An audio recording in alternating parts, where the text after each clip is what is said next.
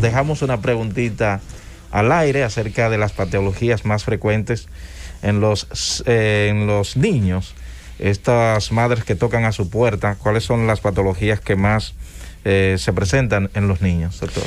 Una interesante pregunta, porque también le agregaríamos y cuáles son las que más han presentado en este tiempo de pandemia. Sí, creo que no, que seguro la gente también quiere escuchar esto. Pero las patologías más frecuentes que vamos a ver son las asociadas a los trastornos del neurodesarrollo, que son 3. Los trastornos de la capacidad intelectual, que antes se conocían como retrasos mentales, todavía hay gente que le llama así.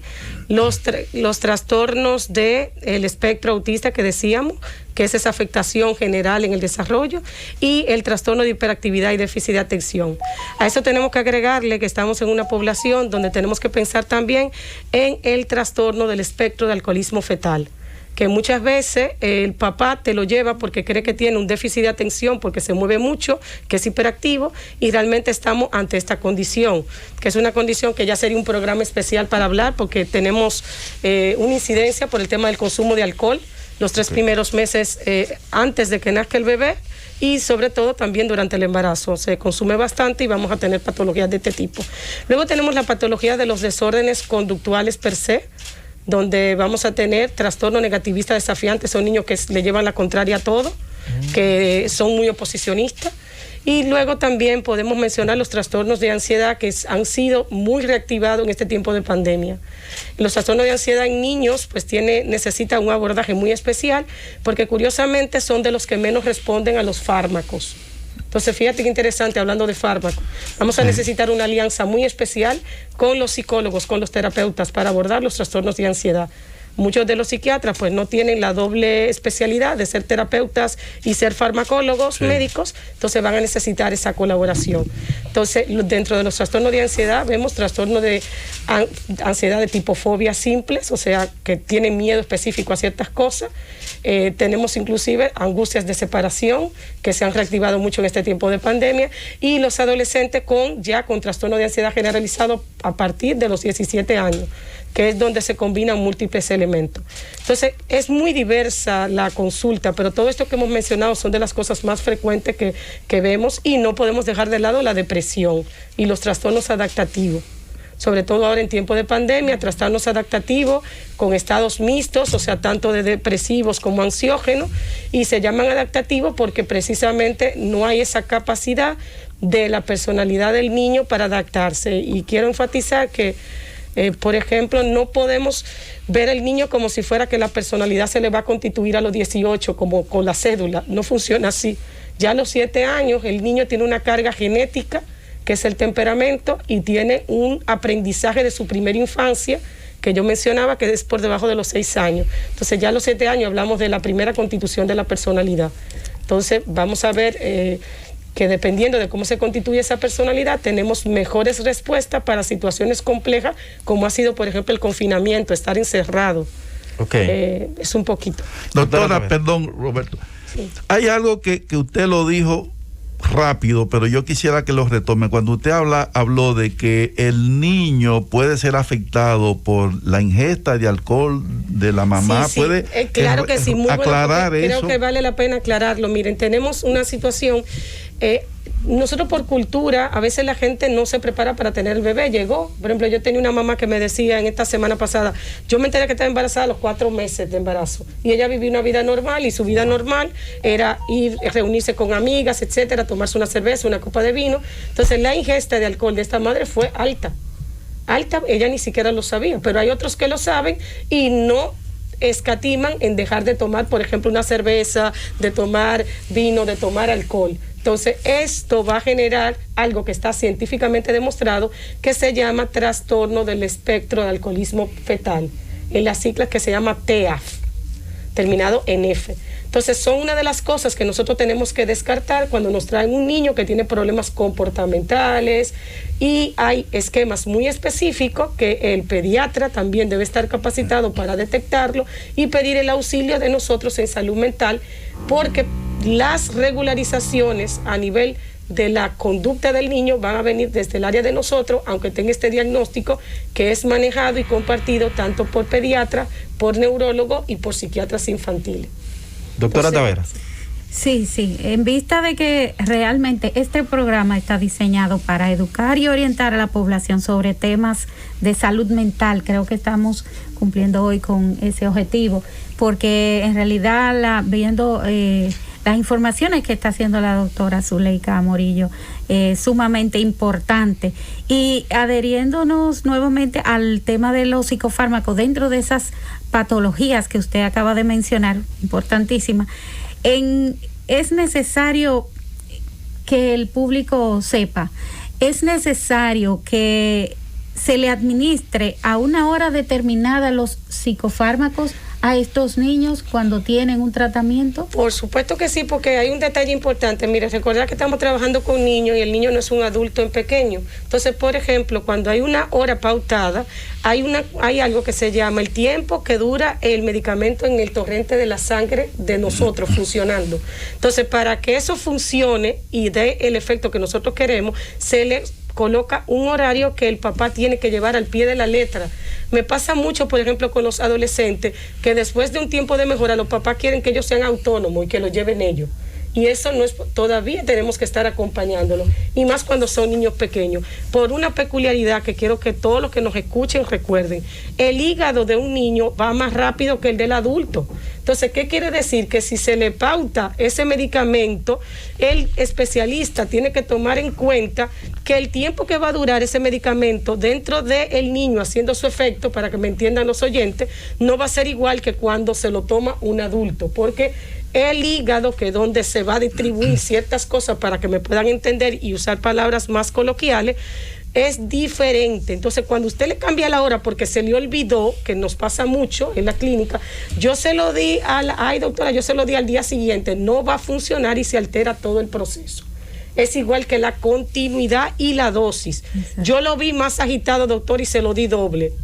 Si se lo das doble, entonces tú le estás provocando al niño cosas que no son las debidas y la esperada. O sea que todos esos detallitos de horario, de dosificación, deben ser llevados al pie de la letra si verdaderamente queremos ver lo que estamos buscando, que es que desaparezcan las cosas por las que tú llevaste tu niño o tu niña o tu adolescente a la consulta. ¿Y ese tratamiento debe llevarlo el mismo paciente o es preferible que lo maneje otra persona? No, claro que es lo mismo que decía doctora Tavera, porque precisamente poniendo el ejemplo de los adolescentes tardíos, que son los de 19 hasta los 20 años y 9 meses. Pero él está grande, doctora, está en la universidad, que se lo tome él. No, por favor, papá, que están escuchando esto, necesitamos ser coadyuvante de nuestros hijos, y en este momento es un tratamiento. No podemos dejarlo que desarrolle ese nivel de autonomía. Si es una patología que le va a acompañar a lo largo de la vida, como los trastornos anímicos que vamos a ver, podemos ir desarrollando cierta autonomía, pero con una vigilancia hasta que el chico se emancipa, que cuando se va de la casa y ya vive a sola. Pero cuando está viviendo con usted, mi recomendación, como yo siempre digo a mis pacientes, yo tengo un hijo de 30 años, ya hemos visto muchos pacientes. Entonces eso quiere decir que lo que vemos que funciona es cuando el papá se adhiere a ayudar a ese hijo con ese tratamiento, y lamentándolo mucho, por decirlo, que es lo que escuchamos con los papás que vienen a la consulta, es: pero se lo tengo que poner en la boca, doctora, si es necesario, sí, revisar si se lo tomó. Mientras podamos, tenemos que hacerlo para asegurar que está listo para verdaderamente tener cierto nivel de autonomía, que yo le llamo autonomía parcial, con una vigilancia del uso continuo del tratamiento hasta que se lo diga su especialista. ¿Y entonces qué puede ocurrir si abandonan los medicamentos? Claro, si abandona, vamos a tener algo que es muy importante. Si yo tengo un niño en una patología de las frecuentes que hemos mencionado, por ejemplo, con déficit de atención, y yo le suprimo el tratamiento, puede haber una situación que es bastante frecuente para nuestro gusto, que ya no va a responder a las dosificaciones que habíamos utilizado. Tenemos que aumentar dosis, y no solamente usar un fármaco, sino usar dos, porque las cosas no vienen solas. Yo puedo tener dificultades de atención, pero hace algo, o sea, se junta con otra cosita como la ansiedad. Entonces ya no voy a poder darle un solo tratamiento, sino que tengo que darle dos. Si yo hubiera dejado sostenidamente ese tratamiento y no lo interrumpo, y yo entiendo a los papás, a veces lo interrumpen por factores económicos. Sí. A veces lo interrumpen por agotamiento de ellos mismos. O sea, no es que estamos exentos, porque la medicina tiene una parte empática y humana y lo entendemos. Pero hay una necesidad de esa continuidad. Cuando nosotros suprimimos por cuenta propia, en muchas ocasiones el médico no solamente tiene que volver a poner ese tratamiento, sino agregar otra cosa porque viene con otro elemento nuevo que es otra condición. Es como comenzar de nuevo. Exactamente. Y a veces con una respuesta que no es la que vimos en la primera. Yo creo que ese es un mensaje importante que tenemos que aprender. Sí, y eso ocurre realmente en todos los niveles de edades. Cuando un paciente por alguna causa abandona el tratamiento, entonces tenemos lo que se llaman recaídas. Y tenemos que iniciar nuevamente como que comenzó todo el proceso. Entonces hay una pérdida económica, de tiempo, y se agota la persona. Y el paciente también sufre el problema de que se deteriora más en su enfermedad. Vámonos con el público en este momento, antes de irnos a la siguiente pausa. 809-732-0101, 809-200-0101 y al 855-221-0101. Todos aquellos que tengan alguna pregunta para la doctora en esta mañana tienen la oportunidad de realizarla en este momento. Buenos días, Receta Médica. Saludos. Buenos días. Buenos días, Receta Médica. Sí, gracias, buen día. ¿Quién nos habla y desde dónde? José González. Adelante, de Santiago. Primeramente, reconocer a la doctora, evidentemente con una formación formidable y una capacidad expresiva muy fácil. Es una artista de la elocuencia. Y ahora es que el programa realmente es de medicina, antes era de política. Bueno, mira, tenemos varias preguntitas por acá, doctora, para el momento que vayamos a la pausa. 809-732-0101, 809-200-0101 y al 855-221-0101. ¿A partir de qué edad, aunque usted no lo responda ahora, están recomendados los psicofármacos en los niños? ¿A partir de qué edad? También, o algo que usted dijo ahorita acerca de la depresión en los niños, ¿cómo podemos darnos cuenta si un niño está depresivo? No para que la responda ahora, sino para que la tengas ahí para más adelante darle respuesta a estas preguntas. Buenos días. Buenos días, Roberto, ¿cómo están? Bien, ¿quién nos habla y desde dónde? Movimiento Juan Antonio Cruz de Atillo de Jarabacoa. Doctora, una preguntita. Yo tengo una sobrina que tiene como, no tiene relación todavía. Y cuando ella había completado un año, ella decía Ana, decía Tatá y de todo. Pero ahora que camino no creo. No, mira, yo creo que este oyente llamó ayer a sí mismo. Pues digo, no sé si estoy equivocado. Pero despéguese un poquitito del teléfono para que no se escuche tan saturado. Sí. Por favor, y trate de comunicarse con nosotros nueva vez. Buenos días. Receta Médica. Formidable equipo. Necesitamos más personas como la doctora en este país, porque incluso con las medidas que están anunciando en este gobierno va a haber la gente hablando sola en la calle como cosa que no tiene sentido. Gracias por su llamada. 809-732-0101, 809-200-0101 y al 855-221-0101. Buenos días. Baja un poquitito el volumen de su radio, por favor. Buenos días. Receta sí, buenos Médica. días. ¿Quién nos habla y desde dónde? Sí, de Santo Domingo le habla Elsa Corniel. Adelante, Corniel. Sí, mi preguntita para la doctora. Tengo un nieto que él va para 2 años, entonces cuando uno le corrige las cosas, él lo hace como de maldad, como decimos vulgarmente. Entonces, entiendo que es un poco hiperactivo y necesito que me dé una orientación, por favor. Adelante, doctora. Bueno, vamos a ver, tiene 2 años, 24 meses, entonces hay un concepto que decía los terribles 2. O sea, todavía los niños de 36 meses hacia abajo, o sea, de 3 años hacia abajo, pueden presentar algunos problemas del comportamiento que no necesariamente son patologías per se, sino que requieren algunas modificaciones conductuales que se le deben dirigir en psicoeducación, en entrenamiento a los papás o al tutor. En este caso tenemos muchas abuelas que se convierten en tutoras de sus nietos. Entonces es importante que usted acuda. Por ejemplo, dependiendo de la zona, tenemos 2 hospitales con servicios de psiquiatría infantil en República Dominicana, en Santo Domingo Centro. Uno tenemos en el Hugo Mendoza, que ya tiene un psiquiatra infantil. Tenemos en el Hospital Robert Rick Cabral, donde nosotros laboramos y donde está la residencia de formación. O sea, que puede usted llamar al call center del número del Hospital Robert Rick Cabral y tomar una cita para psiquiatría infantil. Y ahí le vamos a poder ayudar con orientaciones que le entrenen en el manejo de esos comportamientos que está presentando su nieto. Así es.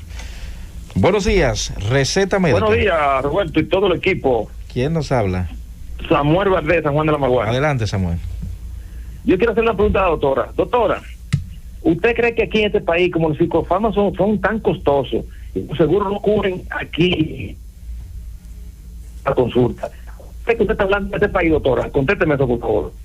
¿Captó la pregunta, doctora? Sí, la pregunta al final no capté lo que decía. Bueno, los psicofármacos costosos, ¿pero qué dijo? Ahí hubo como un pequeño corte. Samuel, trata de comunicarte con nosotros nueva vez. Buenos días, Receta Médica. Sí, buenos días, Roberto. Mario Cruz de Santiago. Adelante, Mario. Una preguntita para la doctora, una recomendación. Mire, yo me dedico al sector transporte. Además, es de conocimiento la publicación que una persona, un ser humano que pase el día entero sentado día tras día, puede padecer mucho de la circulación, esto, las próstatas. ¿Qué deberíamos de hacer los choferes, los transportistas, para evitar esa situación, ya que es obligatorio el uso del trabajo sentados?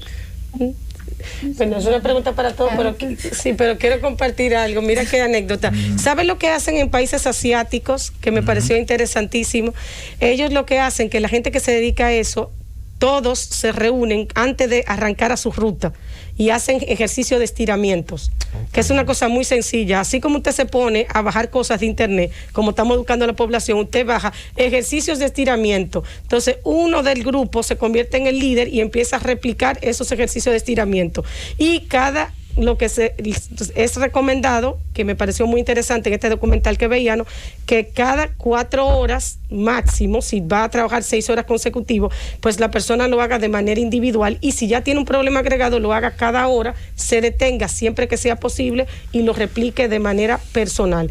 El hacerlo en conjunto tiene una peculiaridad, le da lo que llamamos como un empuje emocional de grupo, y que en estos tiempos viene bastante bien para que hagan cosas conjuntas. Entonces, un comentario de algo que veíamos. No, muy oportuno, doctora, gracias. Y buena la pregunta. Y como nosotros estamos ahora iniciando, tal como dijo la doctora Tavera, queremos que sea un programa realmente de servicio y de educación a la población, y lo que queremos es como seguir la tradición que la Z tiene, de poner el oído en el corazón del pueblo. Oyendo esa pregunta, se me ocurre, doctora Tavera, que un programa que podemos hacer un día es dedicarlo a la salud del chofer. ¿Tú entiendes? O sea, eso tiene que ver con la medicina del trabajo. Que hablemos de todos esos problemas que se le pueden presentar a los choferes. Y mire qué buena recomendación hace la doctora Zuleika, de que eso no cuesta dinero, hacer un ejercicio de estiramiento. Exacto.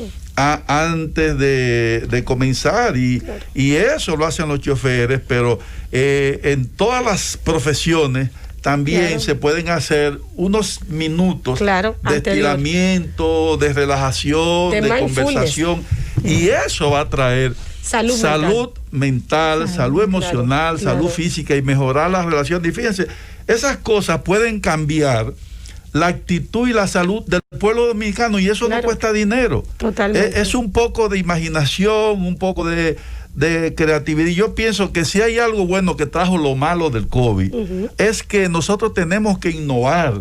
Tenemos que empezar en ideas diferentes. No podemos pensar que todo lo tiene que hacer el gobierno, que debe hacer mucho, pero no le dejemos todo al gobierno. También nosotros vamos a comenzar a asumir cambios, y como ese que nos ha sugerido muy bien la doctora Zuleika. Y una cosa, doctor, quisiera agregar que nos va a permitir unirlo con lo de este programa, y es el hecho de que si hacemos este tipo de cosas y tenemos que usar un fármaco, va a actuar mejor el fármaco. porque hay cosas que el fármaco hace y cosas que contribuyen a que mejore la funcionabilidad del fármaco. O sea, que hacer esto es una mezcla, hacer cosas que se conjuguen y que potencialicen que estemos mejor. Miren, vamos a ir a una pausa. Se agrega otra pregunta, doctora. ¿Por qué es psicofármaco? Sí. Si no es como los demás fármacos, esto de psicofármaco. Sí. Si usted más adelante lo puede definir, pero nos vamos a ir a una pausa. Recuerda las preguntitas, edades adecuadas ya para... psicofármaco y depresión. Exacto. Cundo, llévatelo.